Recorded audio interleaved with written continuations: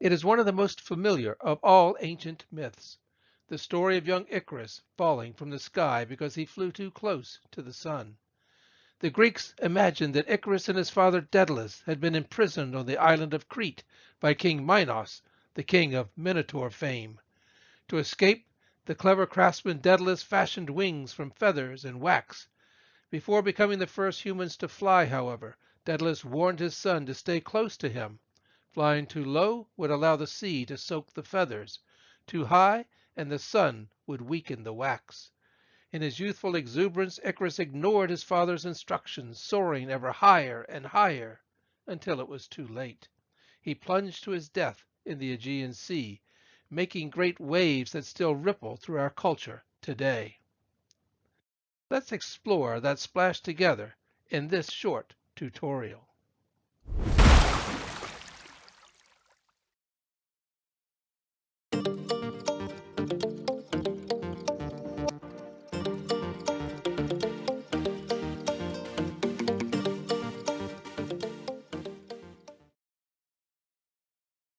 As myth, meme, and metaphor, the failed flight of Icarus is never far away.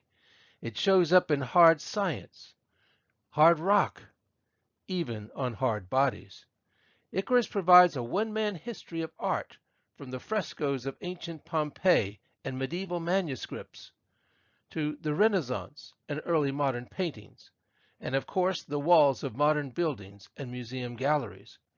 Clearly, the Icarus story works on many levels, lending itself to positive themes such as invention, exploration, liberation, and joy, as well as to negative ones, such as overconfidence, stubbornness, hubris, and recklessness. Icarus embodies the wonder of youth and the wasting of youth, with only a splash separating the two. When I attended the University of Virginia many years ago, I passed this statue every day on my way to Alderman Library.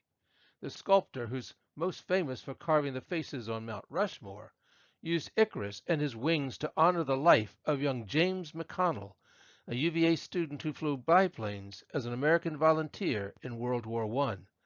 Shot down over France on March the 19th, 1917, his fatal plunge to Earth morphed the Icarus myth into this memorial honoring the aviator's life and his loss. Even years before the death of James McConnell, paintings like this one by Sergei Solomko imagined early aviation as the Icarus myth made real, but without the hero's death. This upbeat meme is reflected in the poem Failing and Flying by the American writer Jack Gilbert. Everyone forgets that Icarus also flew. It's the same when love comes to an end or the marriage fails and people say they knew it was a mistake, that everybody said it would never work.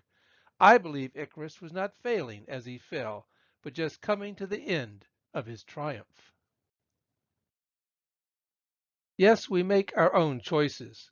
Hero lost, hero triumphant, or even no hero at all, as in some modern art and literature. Icarus the anti-hero can be found in this modernized iteration of the myth by Edward Fields, who writes, "Only the feathers floating around the hat showed that anything more spectacular had occurred than the usual drowning. The police preferred to ignore the confusing aspects of the case, and the witnesses ran off to a gang war. So the report filed and forgotten in the archives read simply, 'Drowned,' but it was wrong. Icarus had swum away, coming at last to the city where he rented a house and tended the garden. He had thought himself a hero, had acted heroically, and dreamt of his fall, the tragic fall of the hero, but now rides commuter trains, serves on various committees, and wishes he had drowned."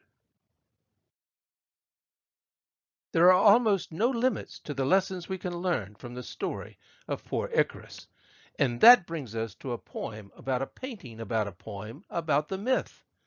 In 1938, the poet W. H. Auden visited the Musée des Beaux-Arts in Brussels and became fascinated by this 16th century painting attributed to the artist Peter Bruegel. The canvas is titled Landscape with the Fall of Icarus. But where is Icarus? It's like a Dutch master's version of Where's Waldo, for the scene here is dominated by a determined plowman. a daydreaming shepherd, the wrong kind of ships, and nothing in the sky but two distant birds. But if you look hard enough, there is Icarus, or rather just the legs of Icarus, disappearing into the sea. Not even the fisherman a few feet away notices the fate of the fallen flyer. And that is the point of Auden's poem, for he writes, in Bruegel's Icarus, for instance, how everything turns away quite leisurely from the disaster. The plowman may have heard the splash, the forsaken cry, but for him it was not an important failure.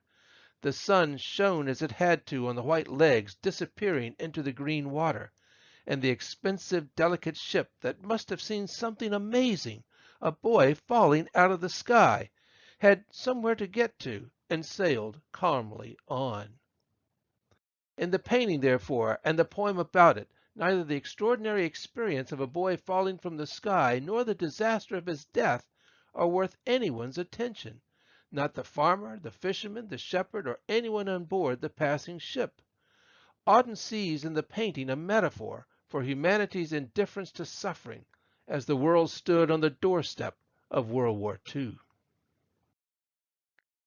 So if Auden got his inspiration from Bruegel, where did Bruegel get his? From the Roman poet Ovid, who wrote these lines early in the 1st century CE. Daedalus urged his son to follow and showed him the dangerous art of flying, moving his own wings and then looking back at the boy.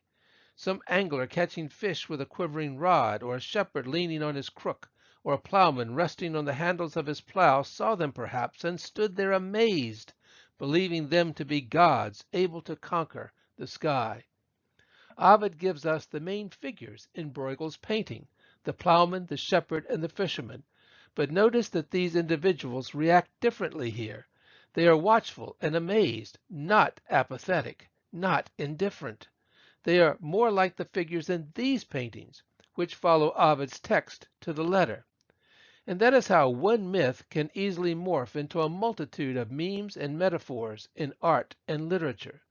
Strangely, the horrifying fate of young Icarus is the one constant in each iteration.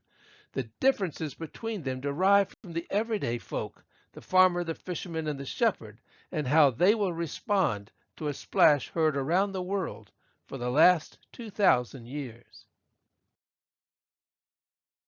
I'm Dr. Frank L. Holt, thanking you for your interest in my ancient world. If you have not already, please subscribe to this channel. All you have to do is click that little red button in the lower right-hand corner, and I'll see you here next time.